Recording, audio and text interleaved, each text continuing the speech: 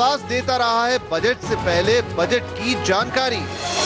ये जो सूची के शेयर हैं, इनको बेच के निपटा देना चाहिए। वॉलेटिलिटी के माहौल में मैं सस्ते दाम पर गिरते हुए बाजार में शेयर बेचूं, ये कोई सेंस नहीं है और इसलिए हमें वैकल्पिक तरीके इस पे अपनाने पड़ेंगे। आवाज बताता रहा है कि क्या कर सकते हैं बजट में वित्त मंत्री। अगर क्षमता होगी तो शायद उसको मैं बढ़ाने की भी कोशिश करूंगा ताकि रिकैपिटलाइजेशन से भी बैंक्स की एक क्षमता बढ़ती है। आवाज है 11 साल से नंबर 1 बजट का पूरा कवरेज देखिए आपकी अपनी भाषा में सरल तरीके से सिर्फ CNBC आवाज पर।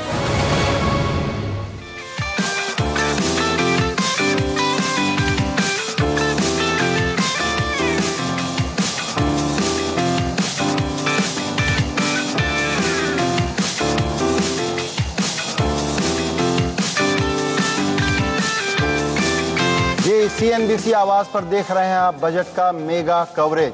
हमको लगा था कि ये इम्तहान जो है जेटली जी का है, लेकिन कल प्रधानमंत्री नरेंद्र मोदी ने कहा कि 125 करोड़ देशवासी कल उनका इम्तिहान लेंगे। तो हम बताना चाहते हैं कि एग्जामिनर्स की 125 करोड़ लोगों की तरफ से जो परीक्षक हैं उनकी सबसे बड़ी टीम साफ एनालिसिस करने के लिए और सबसे बड़ी खबर सबसे पहले बताने के लिए मौजूद है यहाँ हमारे साथ। अनिल जी। जी हाँ, मोतीलाल ओसवाल टावर्स के इस बेहतरीन सेटअप पर हम बजट की महा कवरेज आपके सामने पेश कर रहे हैं और एक्सपर्ट्स का दमदार पैनल है जो बजट के दौरान, बजट से पहले और बजट के बाद आपको तमाम बारीकियां बताएगा और साथ ही ट्रेडिंग और निवेश के बेहतरीन मौके भी। जी हाँ, हमारे साथ एक्सपर्ट जुड़ चुके हैं। मोतीलाल ओसवाल फाइनेंशियल सर्विसेज के को फाउंडर रामदेव अग्रवाल साहब, कोटक महिंद्रा म्यूचुअल फंड के MD और CEO Nilesh Shah, ICAN investment advisors के chairman Anil Singhvi, international tax expert TP Oswal साहब, द वायर के फाउंडिंग एडिटर MK वेणु साहब, वरिष्ठ पत्रकार TCA श्रीनिवास राघवन साहब भी हमारे साथ अब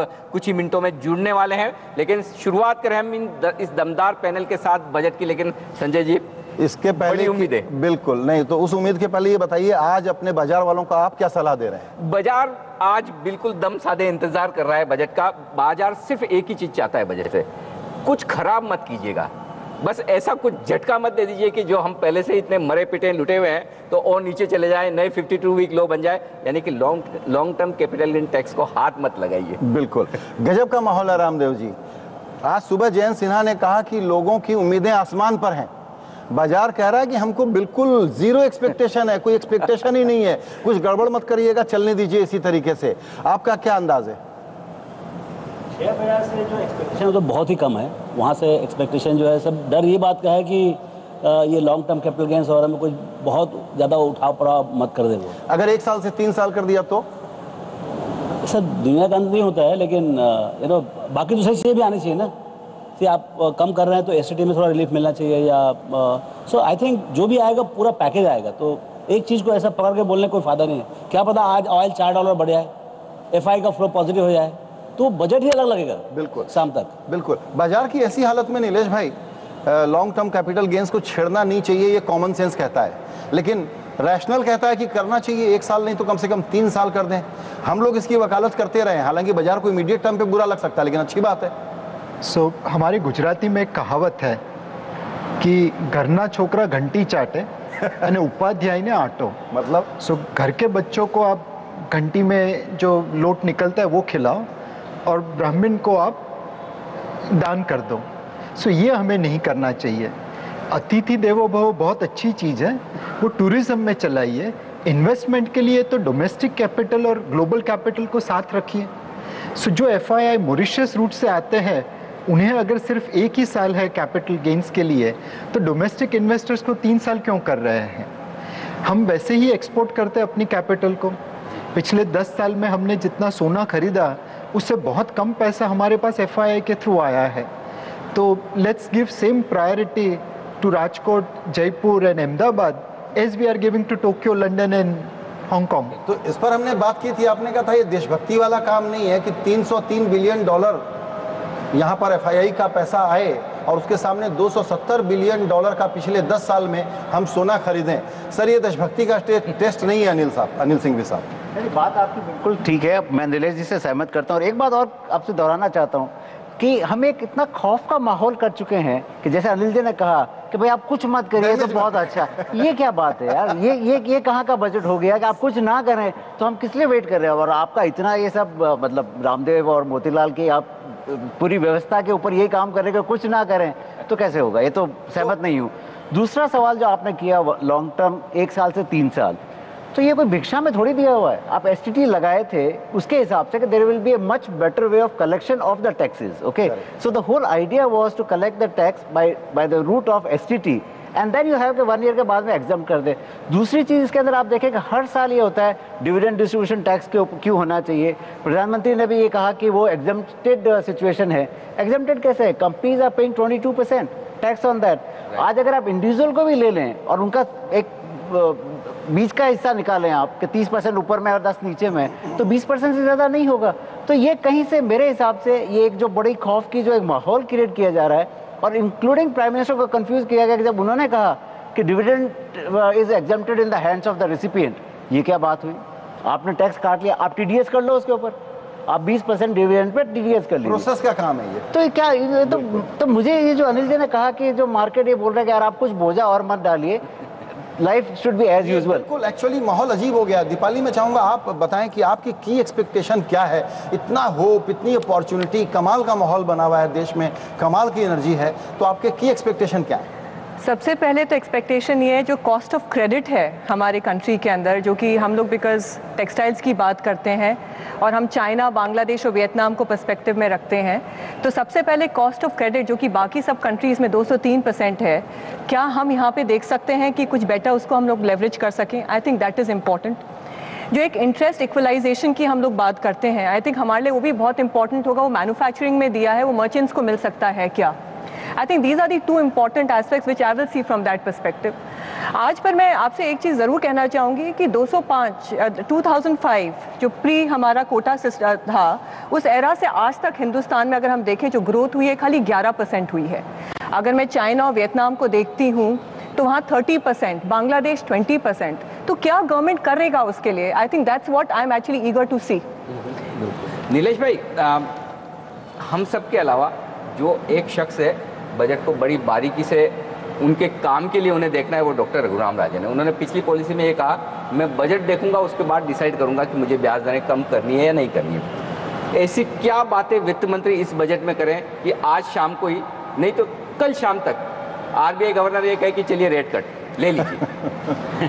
एक तो जो वित्त मंत्री ने लास्ट बजट में कहा था कि मैं फिस्कल डेफिसिट को 3.5% के आसपास लेके जाऊंगा, अगर वो फिस्कल डेफिसिट एक रिलायबल नंबर्स पे आती है तो डेफिनेटली आरबीआई के पास एक स्पेस खुल जाता है ब्याज के दरों को कम करने का।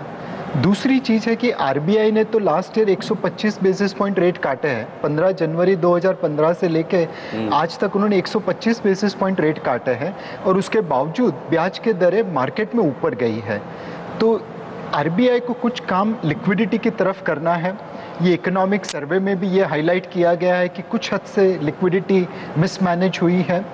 एक तरफ गवर्नमेंट ने स्पेंडिंग नहीं करके लिक्विडिटी टाइट कर दी है, दूसरी तरफ आरबीआई ने ओएमओ का रुख कम करके लिक्विडिटी टाइट कर दी है। तो क्लियरली जो आरबीआई है वो इस वक्त बजट में फिस्कल कंसोलिडेशन को देखेगा और उसके बाद शायद वो लिक्विडिटी ईज करेंगे। जैसे दीपाली ने बताया कि ब्याज की दरें बोरोवर के हाथ में कम करनी जरूरी है और उसके लिए लिक्विडिटी आना भी जरूरी है और ऑफिशियल पॉलिसी रेट भी और कम होना जरूरी है। रामदेव जी से समझना चाहूँगा कि बात यह है कि ग्रोथ के लिए जितना अब इन्वेस्टमेंट चाहिए, सरकार वो पैसा कहाँ से लाएगी, ये सबसे बड़ा सवाल है। इस कॉन्टेक्स्ट में कि जब मोटे तौर पर हमको लग रहा है कि ये बजट भारत वाला होगा, यानी गांव, गरीब, किसान, छोटे रोजगार, पर्सनल सेक्टर जैसी एक नई चीज़ आ सकती है जिस पर बड़ा फोकस, फिर से ब्रांडिंग होगी कि किस तरीके से माइक्रो लेवल पे एंटरप्रेन्योरशिप को बढ़ाया जाए। क्या ये ऐसा फोकस और पैसा लाने की ज़रूरत, इस चैलेंज को कैसे मीट कर सकते हैं वित्त मंत्री? देखिए, ये जो अभी जो माहौल है इसमें ग्रोथ लाना बहुत बड़ी चुनौती है, क्योंकि आपका जो विश्व जो ये है ग्लोबल इकोनॉमी है वो बहुत स्लो मोड में है। आप देखें यूरोप देखें, पूरा जापान देखें, सब जगह निगेटिव इंटरेस्ट रेट का माहौल है, डिफ्लेशनरी माहौल है। उसमें आपका एक्सपोर्ट्स गिर रहा है 15-20% से। 14 महीना हो गया कंटिन्यूसली आपका एक्सपोर्ट गिर रहा है 15-20-22% से। उससे हो क्या रहा है आपका 15% यदि बढ़ता है, सी 15% आपका एक्सपोर्ट है जीडीपी में, जब यदि 15% बढ़ता है तो आपको 2-2.5% इकोनॉमी में ग्रोथ मिलता है। अभी आपका 15% नीचे जा रहा है तो 2.5% निगेटिव है, तो गैप हो गया 5% का। तो वो 5% आपके हाथ में है नहीं, there is no short term measure for that. तो उसके लिए आप क्या करेंगे? तो उसके लिए आपको जो डोमेस्टिक जो डिमांड है, डोमेस्टिक इन्वेस्टमेंट्स है, डोमेस्टिक आपका सेविंग्स है, उसको वापस, मैं तो बोलूँ आप गोल्ड में बैन ही कर दो उठा के फॉर एटलीस्ट 2 साल। सर सॉरी टू इंटरप्ट, हाँ। कि हिंदुस्तान की इकोनॉमी में जब बड़े चैलेंज आए हैं, खतरे आए हैं, तो हाउस होल्ड सेवर ने इस इकोनॉमी को बचाया है, और वही आपके पास ये बड़ा मौका, वही बचाएंगे। अल्टीमेटली आपका घर आपके पैसे से बचने वाला, दूसरों के पैसे नहीं बचने वाले। तो आप ये जो 600 बिलियन जो है 2 ट्रिलियन इकोनॉमी में आपका 600 बिलियन का एनुअल सेविंग्स है, उसको आप कैसे ट्रीट करते हैं? ठीक है, आप बाहर वालों को भी इन्वाइट करिए, उनके पैसे there is trillions of dollars available. तो ये जो दोनों सेविंग्स है, लोकल वर्सेस ग्लोबल, तो ये जो ईज ऑफ डूइंग बिजनेस है, आप कैसे एग्जीक्यूट करते हैं? आप जो डोमेस्टिक सेवर्स हैं, जैसे आप स्टॉक मार्केट है, इतना फियर है कि ये चला जाएगा, ट्रिपल टैक्सेशन आएगा डिविडेंड के ऊपर, कैपिटल गेन्स, ये क्या तमाशा है? अभी तो मतलब एक्चुअली ये टाइम है कि आप ऐसा कुछ फोर्स खड़ा करें कि एफआई का जो सेलिंग है, फोर्स सेलिंग है, उसके सामने आप खड़ा कर सके। आप यदि ऐसे सब बात करेंगे तो जो थोड़े बहुत जो डरे हुए जो इन्वेस्टर यहाँ खड़े हैं वो भी भाग जाएंगे, तो ये बहुत बड़ा केओस हो जाएगा। ये टाइम ऐसा है कि आप इतना कुछ करें, मतलब 2 स्टेप एक्स्ट्रा कर लें ताकि डोमेस्टिक इन्वेस्टर यहीं पर आगे बैठ जाए पूरे। बिल्कुल नीलेश भाई, ये जो नंबर हम लोगों ने एक बना रखा है 3.5 को टच मत करिएगा, जरा भी बढ़ गया तो बहुत खराब बात हो जाएगी, ये कितना सीरियस इशू है? सी लास्ट ईयर हमने खुद सामने चल के किसी के दबाव में आए बगैर ये फिस्कल रोड मैप रखा था, 3.9 FY16 का, 3.5 FY17 का, 3% FY18 का। उसके तहत ग्लोबल रेटिंग एजेंसीज ने हमारे आउटलुक को अपग्रेड किया। उसके तहत डेट एफआई इन्वेस्टर्स ने $7.5 बिलियन इंडिया में लाए। तो कुछ हद तक हमने अपने आप को औरों से डिफ्रेंशिएट किया है, और इस वजह है कि इंडियन कैपिटल मार्केट और Indian banking system, Indian borrowers are all getting preferential treatment vis-a-vis other people. तो हमें ये क्रेडिबिलिटी खोनी नहीं चाहिए। और दूसरी चीज़ है कि ये 3.5% अचीवेबल है अगर आप अपनी असेट्स को मोनेटाइज करिए। गवर्नमेंट के पास यूटी का होल्डिंग है, वित्त मंत्री ने कहा कि मैं गिरते हुए मार्केट में क्यों बेचूं, बट आप बेचने की अनाउंसमेंट करिए, एक सही अटेम्प्ट करिए, मार्केट अपने आप भागेगा। आप उसे स्ट्रेटेजिक डाइवेस्टमेंट करिए, आपको स्टॉक मार्केट का आज का भाव के ऊपर 25, 30, 40% प्रीमियम मिलेगा। आपके पास पावर प्रोजेक्ट्स है, रोड एसेट्स है, दुनिया में लोगों को नेगेटिव इंटरेस्ट रेट पे पैसा डालना पड़ रहा है। आप अपनी क्रेडिबिलिटी बरकरार करके ये एसेट्स को लोगों को दीजिए एन्युइटी के फॉर्म में, 2-3% पे आपको पैसा मिलेगा। तो ऐसा क्यों कहते हैं कि अगर डिसइन्वेस्टमेंट का बहुत एग्रेसिव टारगेट आ गया तो भी बाजार को अच्छा नहीं लगेगा? यानी क्या हम समझें कि इस बार एक ऑल्टरनेटिव डिसइन्वेस्टमेंट मैकेनिज्म जैसा वित्त मंत्री जी ने हमको बताया वो आएगा और 50,000 करोड़ वगैरह का रियलिस्टिक होगा, या 1 लाख करोड़? आपकी बात से लगता है कि 1 लाख करोड़ उठाना तो बच्चों का खेल है। डिसइन्वेस्टमेंट का आज तक का हमारा जो ट्रैक रिकॉर्ड है, चाहे तेजी की मार्केट हो, मंदी की मार्केट हो, हमने कभी भी अपना टारगेट अचीव नहीं किया। तो जिस तरह से हम डिसइन्वेस्टमेंट कर रहे हैं वो शायद कहीं पे गलत हो रहा है। हम मार्केट में डिसइन्वेस्टमेंट करने की कोशिश कर रहे हैं, लेट्स ट्राई टू सी अगर हम स्ट्रेटेजिक डाइवेस्टमेंट कर सकते हैं करें उस तरीके से।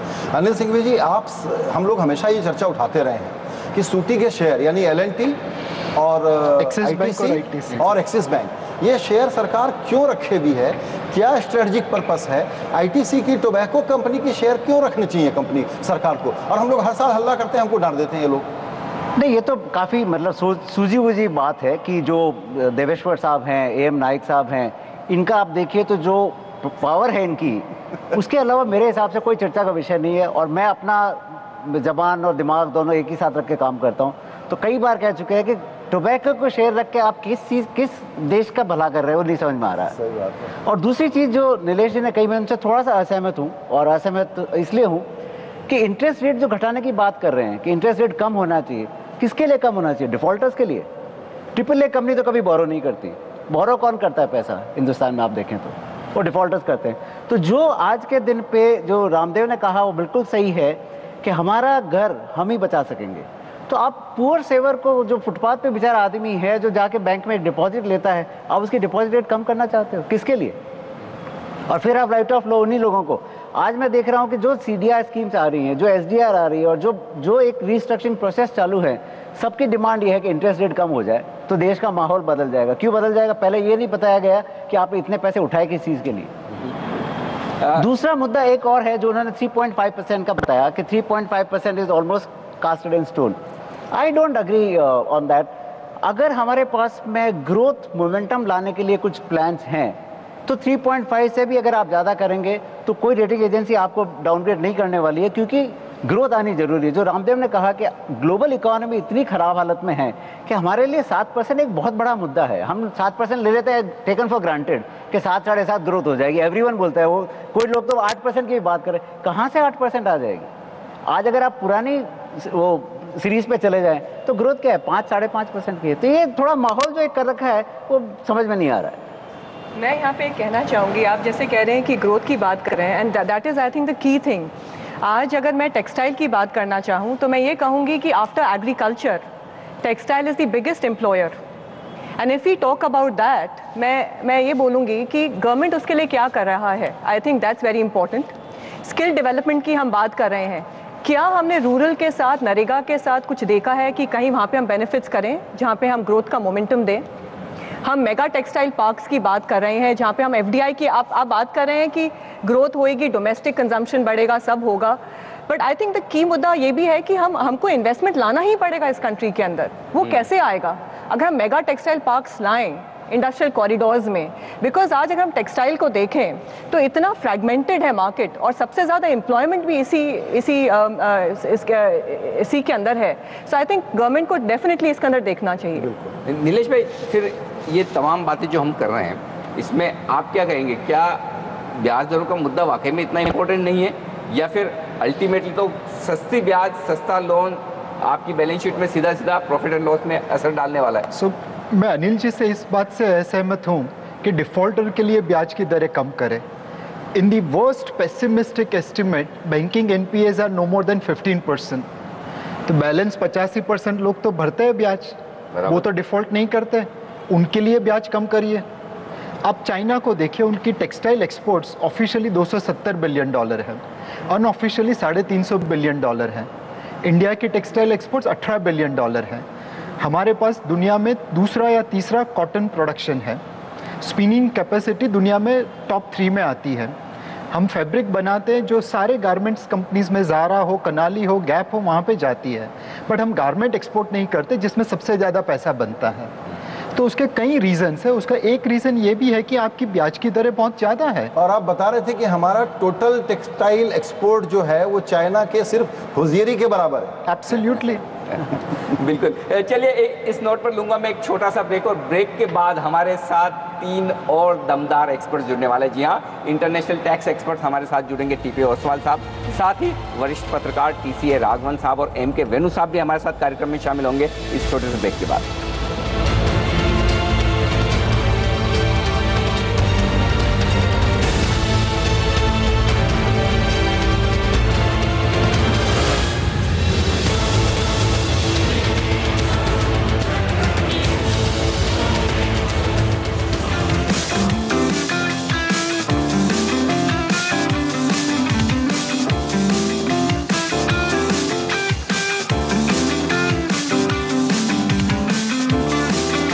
सीएनबीसी आवाज पर आप चर्चा देख रहे हैं बजट पर। प्रधानमंत्री ने कल कहा कि आज उनका इम्तहान होने वाला है, तो इम्तहान के बाद जो परीक्षक होते हैं, एग्जामिनर्स होते हैं, उनका सबसे बड़ा पैनल सीएनबीसी आवाज पर मौजूद है। बजट के पहले क्या होने वाला है ये साफ समझ लीजिए, बजट का भाषण हमारे साथ हिंदी में सुनिए, और उसके बाद बजट के जो टेकअवेज होंगे, आपकी ज़िंदगी पर क्या असर डालेंगे, उसका क्विक सिंपल एनालिसिस हमारे विशेषज्ञों के साथ यहाँ पर होने जा रहा है। चर्चा के शुरू अभी जब हम ब्रेक में गए थे तो बात ये हो रही थी कि टेक्सटाइल पार्क जैसे सुझाव कि रोजगार कैसे क्रिएट हों। अभी हम चर्चा करेंगे, फोकस करेंगे जॉब कैसे क्रिएट होंगे, और उसमें क्या हाउसिंग एक बहुत बड़ा ड्राइवर बना करके अरुण जेटली शायद इस बजट में लेकर के आएंगे। लेकिन उसके पहले अनिल जी आपके साथ एक मार्केट चेक। बिल्कुल, और मार्केट इस वक्त थोड़ा सा सुस्ती के मूड में है, वेट एंड वॉच वाली सिचुएशन में। 50 अंक नीचे सेंसेक्स है, 20 अंक नीचे निफ्टी है, 7000 के लेवल को होल्ड करने की कोशिश कर रहा है। इस बीच जो सबसे बेहतरीन तेजी दिख रही है बाजार में वो दिख रही है बैंकिंग शेयरों में, खासतौर से सरकारी बैंक्स। निफ्टी के 3 दिग्गज जो सबसे ज़्यादा चढ़े हैं वो तीनों ही बैंक है, SBI, BOB और PNB, यानी कि बैंक्स के लिए इस बजट में बुरा तो कुछ आ ही नहीं सकता, कम से कम लोग ये मानकर चल रहे हैं। मेटल्स के लिए कुछ अच्छा हो सकता है, टाटा स्टील, लेकिन एक सेक्टर ऐसा दिख रहा है संजय जी मुझे, जो वो बता रहे हैं कि बजट न्यूट्रल होगा, कुछ खास नहीं होगा, ना अच्छा होगा ना बुरा होगा, वो है लीकर सेक्टर, क्योंकि ये सारे स्टॉक 4-4, 5-5% गिरे हैं। यूनाइटेड स्पिरिट्स, यूनाइटेड ब्रूअरीज, यानी कि न खुशी होगी न गम होगा, तो शायद इनका कंजम्पशन पूरा हो ना हो। लेकिन इस बीच हमारे 3 और एक्सपर्ट्स हमारे साथ जुड़ चुके हैं। TP ओसवाल साहब हैं, MK वेणु साहब हैं और TCH श्रीनिवास राघवन साहब हैं। ओसवाल साहब, पहला सवाल आपसे लेना चाहता हूँ। व्हाइट वाली इकोनॉमी तो ग्रो नहीं कर रही है, भाग नहीं रही है, और ब्लैक वाली ठप है। अब इस बजट में वित्त मंत्री जी क्या करने वाले हैं? ब्लैक का व्हाइट, व्हाइट का ब्लैक, क्या होगा? वेल, चैलेंजेस तो काफ़ी है, लेकिन थ्रस्ट रहेगा कि रूरल एरिया पे कुछ इम्पोर्टेंस किया जाए, क्योंकि अभी 2 साल में इलेक्शन आने वाला है, उसका मोमेंटम बनना ज़रूरी है। स्टेट तो इनके फेवर में दिख नहीं रहे कोई भी, तो उसके कारण इनको कुछ न कुछ ऐसी स्कीमें लानी पड़ेगी जिसका बेनिफिट पब्लिक को लार्ज एट लार्ज जाना चाहिए। बट मुझे नहीं लगता है वो पॉसिबल है इस बजट में, क्योंकि वित्त मंत्री एक तो एग्जम्पशन लिमिट लोग सोच रहे हैं लाएंगे, नहीं ला सकते हैं। ऑन द कॉन्ट्री मेरा ओपिनियन तो ये एग्जम्पशन घटा देना चाहिए, 1 लाख कर देना चाहिए, और इनिशियल रेट ऑफ टैक्स 2% कर देना चाहिए, 10 लाख रुपये तक का इनकम का, और एग्रीकल्चरल इनकम को 10 लाख तक की छूट दे देनी चाहिए, उसके ऊपर टैक्स करना चाहिए। क्यों हम वो सेक्टर को टच नहीं करना चाहते हैं? आपने जवाब खुद ही दिया सर कि चुनाव है, चुनाव के पहले किसानों पर टैक्स लगाए, पॉलिटिकल क्लास सपना भी नहीं देखना चाहता। बिल्कुल सही है, बिल्कुल सही है, आप सही कह रहे हो, बट ये किसी को न किसी को तो ये टच करना पड़ेगा।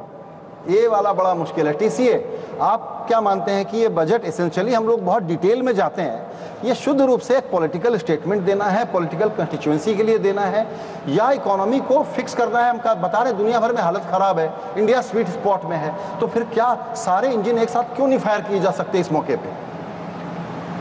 प्राइमरीली तो अब ये पॉलिटिकल स्टेटमेंट बन गई है बजट। 1970 के बाद में कोई नई बात नहीं है। जब इंदिरा गांधी ने पहला स्पीच दिया था सेइंग हर गरीब की आंख से आंसू मिटाना and all that, but this time don't forget अगले साल यूपी में इलेक्शन है, गुजरात में भी मेरे ख्याल से इलेक्शन है, तो there will be a very strong political content. अब वो पॉलिटिकल कंटेंट क्या होगा? आप अभी कह रहे थे कि रोजगार, जॉब्स क्रिएट करनी पड़ेंगी, तो एक तो ये कैपिटल इंटेंसिव तरीका है, रोड बनाओ, ये करो, वो करो, ग्रामीण सड़क योजना एंड ऑल दैट।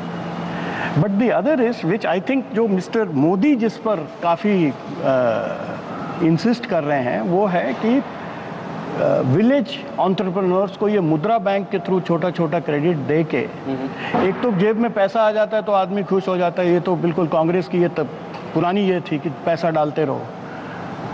सवाल यह है कि किस तरह से आप डालेंगे। तो I think these people will put it through this मुद्रा बैंक। पर्सनल सेक्टर जिसको बोला जा रहा है कि छोटे छोटे एंटरप्रेन्योर मुद्रा बैंक को और एक्सपांड करने जा रहे हैं। हाँ। बिल्कुल। लेकिन इस बीच कॉर्पोरेट्स जो जॉब्स देने में काफ़ी कुछ मदद करते हैं, वो क्या सोच रहे हैं इस बजट के बारे में, ये जानने की कोशिश करते हैं। हमारे साथ दिल्ली से हमारी सहयोगी प्रियंका संभव जुड़ रही हैं, जो इस वक्त CNBC आवाज़ के CIA स्टूडियो में दिग्गज कॉर्पोरेट्स के साथ है। प्रियंका। अनिल जी, बिल्कुल सही कहा आपने। फिस्कल प्रूडेंस के पास में ये बजट चलेगा कि नहीं, और उसके सामने रोजगार, रूरल डिस्ट्रेस, ये सारी चुनौतियां हैं। इंडिया इंक क्या चाहता है? मेरे साथ है 2 नाम, Firoz Khambata, chairman Rasna private limited, Sumant Sinha ReNew energy के चेयरमैन है यहाँ पर। फिरोज, आपका दिल क्या चाहता है इस बजट से? कहाँ आपकी निगाहें टिकी हुई हैं? आपने बता दिया, rural distress, because with 70% 60% people livelihood जिसका रूरल पे डिपेंड होता हो, तो रूरल पे मेन फोकस होना चाहिए, रूरल इंफ्रास्ट्रक्चर पे होना चाहिए। और उसके हिसाब से मेरे लिए फूड प्रोसेसिंग को ग्रो करना बहुत जरूरी है, कि फूड प्रोसेसिंग ग्रो करेगा, एग्रीकल्चर ग्रो करेगा, एग्रीकल्चर ग्रो करेगा, रूरल डिस्ट्रेस कम होगा, लाइवलीहुड बढ़ेगी, एम्प्लॉयमेंट बढ़ेगी। और ये GST अटका पड़ा है, वो अटका ही रहने वाला है। पर जो GST में रिफॉर्म है, वो रिफॉर्म को अपने को बजट में लाने की जरूरत है। और मेरे हिसाब से जो टैक्स रेट है उसको बिल्कुल कम करने की जरूरत है, तो ऑटोमेटिक कंजम्पशन बढ़ेगा, कंजम्पशन बढ़ेगा तो ग्रोथ बढ़ेगा, ग्रोथ बढ़ेगा तो जॉब बढ़ेंगे, और जॉब बढ़ेगा तो ऑटोमेटिक खुशी आएगी। तो मेरे हिसाब से उसकी इंपॉर्टेंस जो आप देखिए मिस्टर सिन्हा, आप रिन्यू पावर कंपनी के फाउंडर चेयरमैन हैं, और सोलर एनर्जी पे थ्रस्ट रखना जरूरी है आने वाले समय में। आप क्या उम्मीद लगाकर बैठे हैं? देखिए, सबसे इम्पॉर्टेंट मुझे ये लगता है कि एक जो मैक्रो इकोनॉमिक स्टेबिलिटी है कंट्री का, उसको मेंटेन करना चाहिए। उसके बेसिस पे फिजिकल डेफिसिट कंट्रोल पे रखना चाहिए। अगर फिजिकल डेफिसिट कंट्रोल में रहेगा तो फिर आरबीआई आगे जाके इंटरेस्ट रेट और काट सकती है। अगर इंटरेस्ट रेट और काटेगी तो उससे क्या होगा कि कंजम्पशन डिमांड फिर किक इन होगा, इन्वेस्टमेंट और ईजियर हो जाएगा। तो मुझे लगता है कि सबसे इंपॉर्टेंट है कि जो मैक्रो इकोनॉमिक स्टेबिलिटी है उस पर बढ़ावा देना चाहिए सरकार को। दूसरा ये है कि इंफ्रास्ट्रक्चर के ऊपर बहुत थ्रस्ट देना ही है। रूरल तो फिरोज ने मेंशन किया ही था, उसके अलावा इंफ्रास्ट्रक्चर पे काफ़ी थ्रस्ट देना चाहिए और उसमें energy, power sector, solar energy के ऊपर तो काफ़ी गवर्नमेंट ऑलरेडी कर रही है, उसको मुझे लगता है और बढ़ा देना चाहिए। शुक्रिया आप दोनों का। तो अनिल जी, वापस स्टूडियो आपके पास आते हैं। पूरी तरह से इंतजार है कि किस तरह का रोल आउट प्लान आज जेटली जी निकाल कर लाते। बिल्कुल, लेकिन बाजार को इस वक्त सबसे बड़ा इंतजार अगर किसी एक सेक्टर को लेकर है तो वो है बैंकिंग सेक्टर। रामदेव जी, आपसे राय लेना चाहता हूँ, कितना रिकैपिटलाइजेशन का फिगर आप देखना चाहते हैं इस बजट में जिसको देखकर तबीयत खुश हो जाए?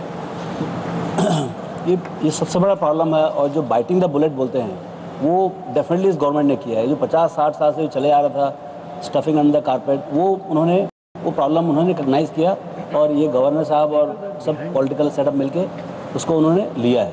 अब आपने रिकग्नाइज तो कर लिया, तो अभी कैपिटल का सबसे बड़ा प्रॉब्लम है। और second is the even bigger problem is the management transition, कि भाई आपने जो मैनेजमेंट वीकनेस था उसे कहाँ से इतने प्रॉब्लम हुए, क्योंकि इसी इकोनॉमी में कई प्राइवेट सेक्टर बैंक्स, उनको इतने प्रॉब्लम नहीं है, तो obviously there is something to be the management. Opportunity तो बहुत बड़ी थी सबके लिए। सो एक तो रिकैपिटलाइजेशन। अब इसमें जो आप सर्वे पढ़े हैं तो उसमें they are trying to use the balance sheet of RBI, वो एक बहुत स्पेसिफिक मेंशन है सर्वे में, और मेरे को लगता है ये कैपिटलाइजेशन के ऊपर पूरा सीरीज ही आने वाला है।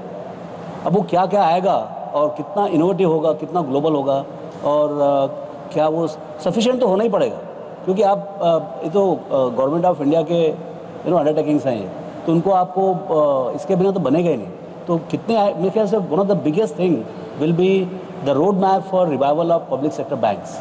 Total package, recapitalisation, management, consolidation, सब कुछ आएगा उसमें, और ये सब आने के बाद ही मेरे ख्याल से गवर्नर साहब इंटरेस्ट रेट घटाएंगे।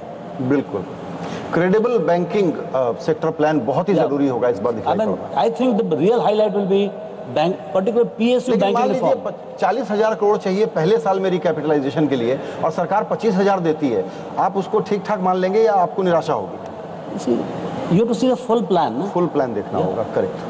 चलिए, तो पूरा प्लान बैंकिंग सेक्टर को लेकर किस तरह का आता है, 1 साल, 2 साल, 3 साल में सरकार कितना पैसा बैंक्स में डालने के लिए तैयार होती है एनपीए की समस्या सामने आने के बाद, ये सबसे अहम होगा। लेंगे एक छोटा सा ब्रेक, और ब्रेक के बाद हमारे तमाम एक्सपर्ट में कुछ और बेहतरीन इंटरेस्टिंग मुद्दे हैं बजट को लेकर, उन पर करेंगे बातचीत। बने रहिए हमारे साथ।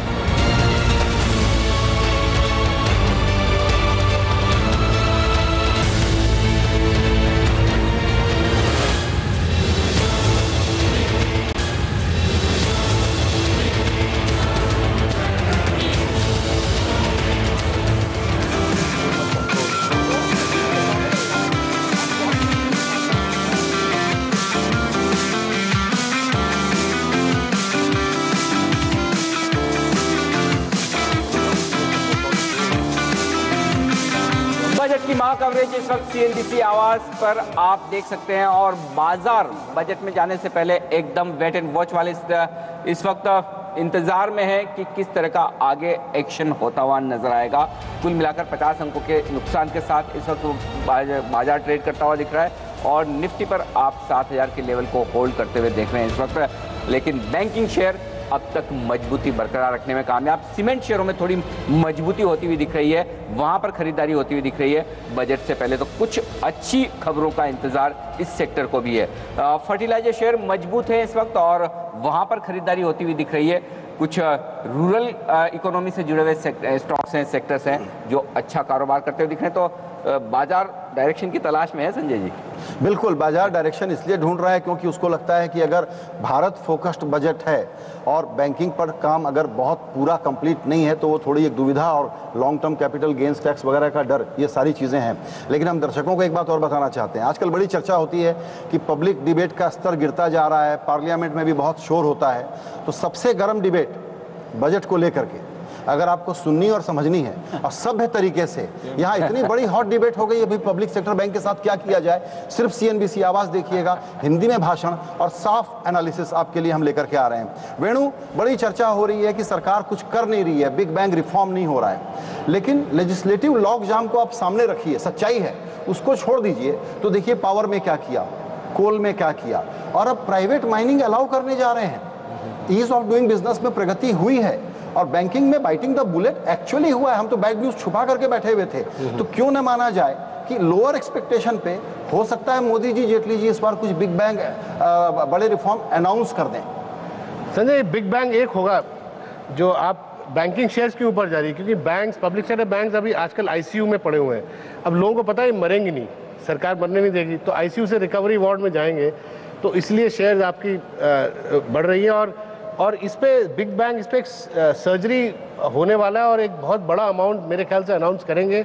चाइना ने संजय 2003-04 में $100 बिलियन अपने बैंकिंग सेक्टर रिकैपिटलाइजेशन डाला था, और उस वक्त चाइना शायद $4-5 ट्रिलियन इकॉनमी था। तो प्रोपोर्शनेटली देखें, आज इंडिया को कम से कम $30-40 बिलियन का एक वन टाइम करना चाहिए अनाउंस।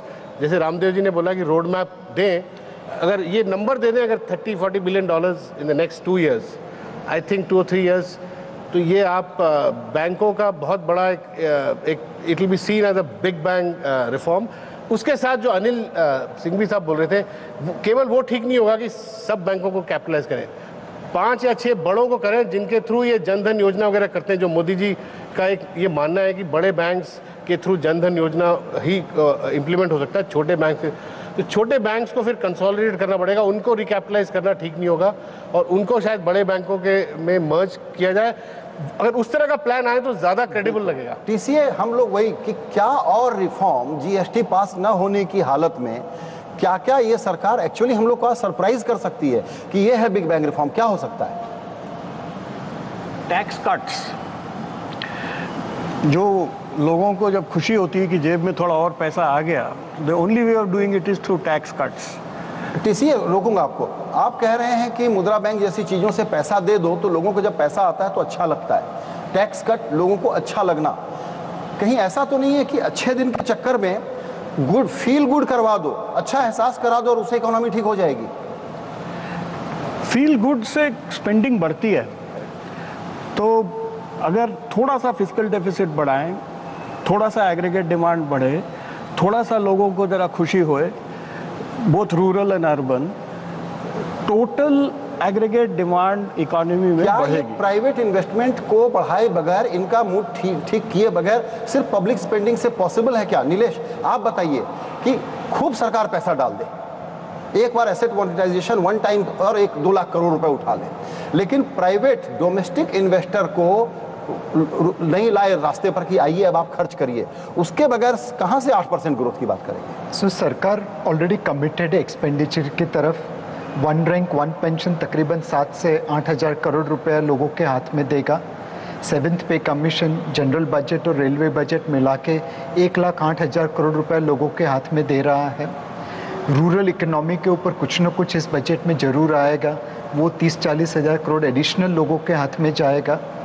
ऊपर से कैपेक्स रिवाइवल के लिए road sector, railway sector, defence sector में भी कुछ खर्चा होगा। तो मेरे हिसाब से कंजम्पशन को बूस्ट करने के लिए गवर्नमेंट स्पेंडिंग कमिटेड है और थोड़ी और प्रोवाइड की जाएगी, और उस वजह से इकोनॉमी को एक सपोर्ट तो मिलता ही रहेगा। बिल्कुल। आज हम दर्शकों को फिर से याद दिला दें, हम थोड़ी देर पहले बात कर रहे थे कि PSU बैंकों का रिकैपिटलाइजेशन हो, खराब बैंकों को बाहर कर दें, अच्छे बैंकों को पैसा लगा दें। तो हमारे जो अनिल सिंघवी जी हैं वो इससे बिल्कुल डिसएग्री करते हैं। उनका कहना है क्यों इन बैंकों को रिकैपिटलाइज करें, क्यों सरा पैसा क्यों कहते हैं? 2 कारण है इनके कहने के। आप अगर इनका देखें, इनकी प्रॉब्लम क्या थी पिछले 10-15 सालों में, तो बैंकिंग करना तो भूल गए थे। जिस हिसाब से और जिस तरीके से जो NPA लिए, वो तो एक थैंकफुल टू गवर्नर साहब जो एक आए, जिन्होंने एक हिम्मत की और किसी की परवाह ना करते हुए एक पीछे लकड़ी लेके चल दिए, तो आज काम हुआ। तो पता चला कि बैंकों की माली हालत क्या है। तो इतनी आपको क्यों भारत सरकार की 28 बैंकें चलानी है जिसमें आपको 51% जैसे बिल्कुल कहीं खुदा ने लिख के दिया है कि 51 के नीचे आप नहीं आ सकते। आप कुछ काफ़ी बैंकों को मर्ज करिए, जो बिल्कुल वीक बैंक हैं, जिनके सिस्टम्स प्रोसेसेस सारे उठे हुए हैं, बिल्कुल खराब हुए हैं, उनका आप रिकैपिटलाइज क्यों कर? आप मतलब इतना सिक एक पेशेंट है उसके ऊपर आप क्लैरिटी है कि खराब बैंकों को पैसे नहीं देंगे इस बार। सॉरी, खराब बैंकों को पैसे नहीं देंगे। किसने बताया कौन सी बैंक खराब है? पहले वो आइडेंटिफाई करे, और दूसरा उन बैंकों को मर्ज क्यों नहीं कर दिया जाए? कोई स्ट्रांग बैंक है उसमें आप 2, 4, 5 बैंक है जो बिल्कुल हालत खराब है, जिनकी मर्ज कर लीजिए। क्योंकि मैं इस मुद्दे पे एक बहुत बड़ा काम है कि आप हर साल और हर बार रिकैपिटलाइजेशन की बात करते हैं, हर बार बैंक बोलते हैं अगर रिकैपिटलाइजेशन नहीं होगा तो हम लोन नहीं दे सकेंगे, हमारे हाथ बांध गए। पर आपने हाथ अपने खुद से हाथ बांधे हैं। इसीलिए मुद्दा अब ये आ रहा है सर, और टीसी और वेणु मैं चाहूंगा आप लोग रिएक्ट करें इस पर कि क्या सब कुछ सरकार करेगी? कहा तो गया था कि मिनिमम गवर्नमेंट मैक्सिमम गवर्नेंस। अभी हालत ऐसी है कि सरकार को इंटरवेन करना ही पड़ेगा, पॉवर्टी एलिविएशन हो या बैंकों को बचाना हो। ये रूट ठीक है, लॉजिकल है आज के कॉन्टेक्स्ट में टीसीए। सी द बैंक्स की ओनर जो है गवर्नमेंट है, या तो आप ओनर मत रहो, बेच दो, तो फिर और कोई आके रिकैपिटलाइज करेगा। जब तक आप ओनर हो आप ही को रिकैपिटलाइज करना पड़ेगा। But I want to tell you 1992 में क्या हुआ था, 15,000 करोड़ डाले थे इन्होंने। पता है क्या किया था उस समय? Tax payers money didn't go into the banks. उन्होंने बैंक से पैसा बोरो किया और वही इक्विटी के फॉर्म में वापस डाल दिया था। सो वो about the line below the line. अभी 2 या 3 हफ्ते पहले मोंटेक सिंह आलूवालिया ने कहा था इसी के बारे में कि इसकी वजह से फिस्कल डेफिसिट इसलिए नहीं बढ़ेगा क्योंकि ये बिलो द लाइन ट्रांजैक्शन है, जो ऑयल बॉन्ड्स के साथ में होता था बिलो द लाइन। हाँ, तो वही करेंगे मेरे ख्याल में। मैं समझे, बट बिलो द लाइन अगर करेंगे उसका इम्पैक्ट मार्केट में पड़ेगा, क्योंकि ऑयल बॉन्ड्स आपको याद होगा ऑयल कंपनी लेके उसको मार्केट में अगेंस्ट दैट वो पैसा बोरो करती थी। तो ये ऐसा नहीं कि इसका फाइनल असर नहीं होगा। अच्छा, मुझे एक प्लान और एग्रेसिव आता हुआ दिखता है वेणु, वो ये कि जो पीएसयूज हैं उनको कहा जाएगा कि डिविडेंड या तो कैपिटल एक्सपेंडिचर में लगाओ, इन्वेस्ट करो, नहीं तो हमको ज्यादा दे दो। तो डिविडेंड सरकार ऑलरेडी लेना शुरू कर चुकी है और बड़े पैमाने पर वो एक सोर्स बनने जा रहा है इस बार के रेवेन्यू का। बिल्कुल, और संजय आप ठीक कह रहे हो। और एक और बड़ा प्लान मुझे अभी समझ में नहीं आया, अरविंद सुब्रमण्यम दिल्ली में बैठ के बोल रहे हैं कि आरबीआई को कंट्रीब्यूट करना पड़ेगा कैपिटल। उसका क्या शेप होगा मुझे पता नहीं। रघुराम राजन, क्या ये बजट भारत सरकार क्या करे इस पर फोकस होने के बजाय शाम तक आज डिबेट बदल जाएगी कि राजन साहब ब्याज काटो, राजन साहब ब्याज काटो। क्या ये होने जा रहा है? ये बहुत बड़ी गुत्थी, बहुत बड़ा रहस्य सिर्फ सीएनबीसी आवाज पर खोलेंगे। छोटा सा ब्रेक।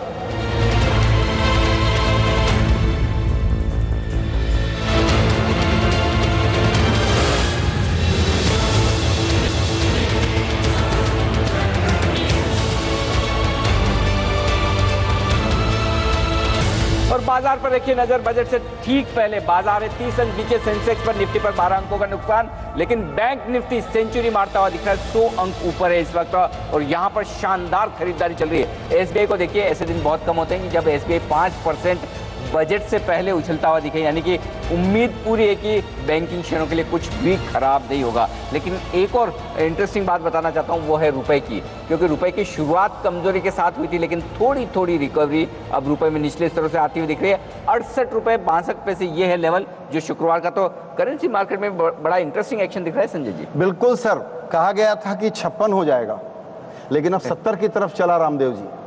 पिछले साल ऑयल ने हमको कमाल बचाया, क्या वरदान। 2 लाख कोई बोलते हैं, कोई 3 लाख करोड़ बोलते हैं। सरकार ने 2/3 रखा, 1/3 ही कंज्यूमर को दिया। एक तो हमारी ये शिकायत रहेगी एज अ कंज्यूमर। अब कह रहे हैं कि इस बार सारी स्ट्रेटजी सही हो जाएगी हमारी अगर मॉनसून ठीक हो जाए तो। आपका टेक रुपये इसलिए चाहिए कि एक नई अनसर्टेनिटी जोड़ रहा है क्या लाइफ में? देखिए, मेरे हिसाब से लास्ट 10-15 साल में एक बहुत बड़ी गलती हुई थी, वो था इन्फ्लेशन डिफरेंशियल बहुत ज़्यादा था हम यहाँ पर, और उसके बाद भी हमारी करेंसी बहुत स्ट्रांग थी। तो ये क्या हो गया कि ये फ्लो कॉम्पिटिटिव हो गया था, नॉट ट्रेड कॉम्पिटिटिव। अब इनको उसके यहाँ से कि आपके जो मैन्युफैक्चरिंग वगैरह सब खत्म हो गया। आपके प्रेशर कुकर भी इंपोर्ट होने लगे वहाँ से, चाइना से। तो ये जो मैन्युफैक्चरिंग, इवन टेक्सटाइल में वो तकलीफ होने लगी थी। अब आपका जो करेंसी जो है वो ट्रेड कॉम्पिटिटिव हो गया। तो जब तक यहाँ का एक्सपोर्ट चलेगा नहीं, जब तक, अब देखिए अभी आप सब तरफ देखिए, ऑटोमोटिव के लिए India is becoming the hub. We can become the automotive hub of the world, not only in 2-wheeler, 3-wheeler, but also in cars. It is low-end cars to start. तो ये जो माहौल बनेगा, मेरे ख्याल से ऐसा लगता है आपका फॉरेन करेंसी रिजर्व तो 352 बिलियन डॉलर है, मोस्ट कंफर्टेबल है ना। सो मेरे को ऐसा लगता है कि ये they will keep the currency weaker even if flow comes in. So ये जो $500 ट्रिलियन $1 ट्रिलियन का रिजर्व बनाएंगे ये, और ये करेंसी को काफ़ी ट्रेड कॉम्पिटिटिव रखेंगे, नॉट फ्लो कॉम्पिटिटिव। लेकिन कितना कमजोर, क्योंकि नीलेश भाई डर तो सबसे बड़ा यही है कि 70 के नीचे रुपया फिसला तो सेंटिमेंट खराब हो जाएगा, मार पड़ेगी, एफआई सोचेंगे पैसा निकाल लो, हेज फंड बिकवाली करेंगे, तो करेंसी की कमजोरी कब तक बर्दाश्त कर पाएंगे? करेंसी में हमें दो चीज़ ध्यान में रखनी है। सितंबर 2016 में हमें $30 बिलियन की FCNRB डिपॉजिट वापस चुकानी है, तो ये जो $350 बिलियन की FX रिजर्व्स है उसमें से कुछ पैसा उसमें यूज़ हो जाएगा। दूसरी चीज़ है, हम चाइना से आज ट्रेड डेफिसिट तकरीबन $50 बिलियन की चला रहे हैं। हमारे काफ़ी मैन्युफैक्चरर्स है जो अब ट्रेडर्स बन गए हैं। पहले वो अपनी फैक्ट्री में जाते थे, अब वो चाइना जाते हैं, वहाँ से माल उठा के लेके आते हैं। तो आपको ये तय करना है कि आपकी कंट्रीज़ को ट्रेडर की कंट्री बनानी है या मैन्युफैक्चरर की बनानी है। अगर मैन्युफैक्चरर की बनानी है तो अपनी करेंसी से उन मैन्युफैक्चरर्स को थोड़ा सपोर्ट करना ज़रूरी है। वैसे भी हमारा एंटरप्रेन्योर अभिमन्यु की तरह है, फैक्ट्री लगानी है, लैंड खरीदनी है, जान निकल जाती है, उसके बाद ब्याज की दरें आसमान को छूती हुई दिखती है, उसके बाद रूल्स रेगुलेशंस है, उसके बाद अब करेंसी भी अगर उसके खिलाफ गई तो बेचारा अभिमन्यु चक्रवर्ती से बाहर कब निकलेगा? उसके बाद एग्जिट नहीं है, आपने कहा अभिमन्यु है, एग्जिट नहीं है जिसके लिए बैंक्रप्सी बिल का हमको इंतजार है कि भाई अगर बंद करना हो तो बंद करने दो कम से कम। अभी एक मतलब हमने ट्वीट देखा था जिसमें किसी ने अपनी कंपनी सिर्फ 3.5 घंटे में इंडिया में खड़ी कर दी। वाह। सो कुछ ईज ऑफ बिजनेस हो रही है, खोलने में हो रही है, बंद करने के लिए बैंक्रप्सी कोड आ जाए, काम हो जाएगा हमारा। बिल्कुल दीपाली, मेक इन इंडिया के बारे में बात हो रही है, एक्सपोर्ट बढ़ाने की बात हो रही है, उसमें एक चक्कर है कि कॉम्पिटिटिवनेस कैसे बढ़ाएं। अभी क्या हो रहा है, हम लोग एक प्रकार से ट्रेडर्स इकोनॉमी हो गए, चाइना से यहाँ ला करके एकदम किल कर दिया बाजार को। ऐसे में इस कॉम्पिटिटिवनेस को बढ़ाने के लिए और एंटरप्रेन्योरल स्पिरिट को अनलॉक करने के लिए आप क्या सोचती हैं, आज मोदी जी और जेटली जी के बजट में क्या कहा जाना चाहिए? इसमें जो सबसे पहले आई थिंक सबसे बड़ा मुद्दा है जो अपन एक्चुअली सबसे पहले हम लोग 7 पे कमीशन की बात करें, एक्सपेंडिचर तो हो गया, जो अगर अपन को अपने एक्सपेंडिचर कर दिया, अर्निंग कहाँ से आएगी? अर्निंग आएगी ये बड़े सेक्टर से ही आएगी जहाँ पे सबसे ज़्यादा एम्प्लॉयमेंट होगा। सो जो मेक इन इंडिया का जो महत्व है, जो कि अगर चाह रहे हैं कि हम, जो मैं टेक्सटाइल के माध्यम से बात करूँगी, 2025 तक अगर हम $600 बिलियन की बात कर रहे हैं और 20% ग्रोथ की बात करें तो वो कहाँ से आएगा? तो यहाँ पर स्किल डेवलपमेंट, जो कि इंडिया की यंग पॉपुलेशन है, जो वर्ल्ड में सबसे यंग पॉपुलेशन है, उसको हम लोग जॉब्स कैसे दिलाएंगे, वो बहुत बड़ा एक इंपॉर्टेंट माध्यम रहेगा यहाँ पे। तो स्किल डेवलपमेंट में क्या करेंगे, रूरल डेवलपमेंट में क्या करेंगे, I think that will be very important. Textile parks की बात क्या हो रही है यहाँ पर, जो हम लोग जीरो डिफेक्ट की बात करें, make in India and zero defect, उसके लिए जो बैक एंड में जो हमको करना है कंसोलिडेशन, वो कैसे होगा? आई थिंक यहाँ पे मैं देख रही हूँ और मुझे एक्सपेक्टेशन है इस बजट से कुछ ना कुछ आएगा डेफिनेटली। बिल्कुल। टीसीए, छोटा सवाल कि जॉब के लिए जब तक फॉर्मल सेक्टर, ऑर्गेनाइज सेक्टर अपने आप एक माहौल बना पाए, तब तक मुद्रा बैंक, माइक्रो एसएमईज, उनको पैसा देना और हाउसिंग और टेक्सटाइल पार्क जैसी चीजें, ये एक पूरा ऐसा पैराडाइम बनता है क्या कि इससे जॉब शुरुआत हो जाए? बनता है, हो सकता है, बट हमको ये कॉन्सेप्ट जो है जॉब का, इससे अलग होना पड़ेगा, क्योंकि ये जॉब्स का जो कॉन्सेप्ट है ग्लोबली, ये 20th सेंचुरी कॉन्सेप्ट है। Now you have to think of work, लोगों को नौकरी नहीं रोजगार दीजिए, एंड ये वर्क जो है ये कैजुअल होगा, लेबर सरप्लस इकोनॉमी है इसलिए वेजेस कम होंगी, ये सब होगा। पर ये जॉब्स की जो आइडिया है कि 365 दिन आपको नौकरी रहेगी, दिस इज ओवर। जॉब का नया कॉन्सेप्ट आ गया है। ब्रेक के बाद इस पर चर्चा करेंगे कि पुराने तरीके से सोचना बंद करना होगा, यानी कि सरकारी नौकरी, आरक्षण, ऑर्गेनाइज सेक्टर नहीं। शायद इस बजट में पर्सनल सेक्टर नाम का एक नई ब्रांडिंग के साथ इस बात को खोलने की कोशिश की जाएगी कि जॉब नहीं, वर्क कैसे क्रिएट किए जाए। छोटे से ब्रेक के बाद इस पर और चर्चा करेंगे।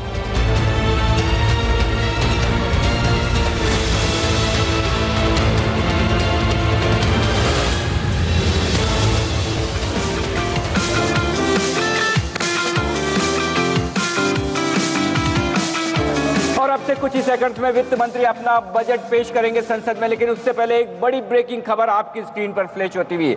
जी हां, टेलीकॉम कंपनियों के लिए बड़े झटके वाली बात है, जहां दिल्ली हाई कोर्ट ने फैसला दिया है कि ट्राई की जो रिकमेंडेशन है वो सही है।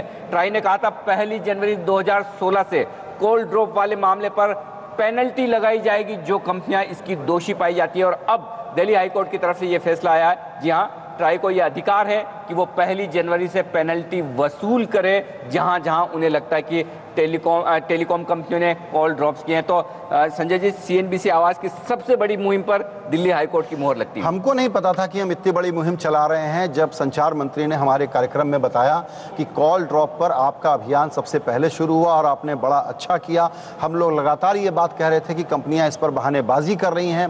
TRAI के जो नए चेयरमैन हैं RS शर्मा, वो बड़े दबंग किस्म के व्यक्ति हैं, टेक्नोलॉजी सेवी हैं, उन्होंने तय करके इसको लगाया। अब तो दिल्ली हाई कोर्ट की मुहर लग गई है।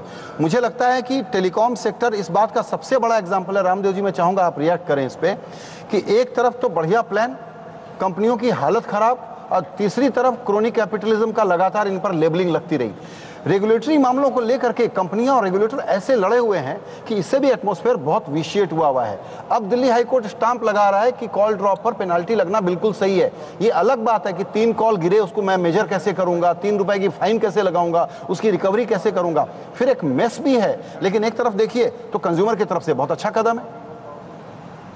कंज्यूमर की तरफ से बहुत अच्छा कदम है क्लियरली, बट आप देखिए ये बहुत इंपॉर्टेंट बिजनेस है। टेलीकॉम जो है ना, आज के दिन में सबके जेब में स्मार्टफोन्स हैं, पूरा कनेक्टिविटी इसके ऊपर बेस्ड है। तो how do you make this sector healthy?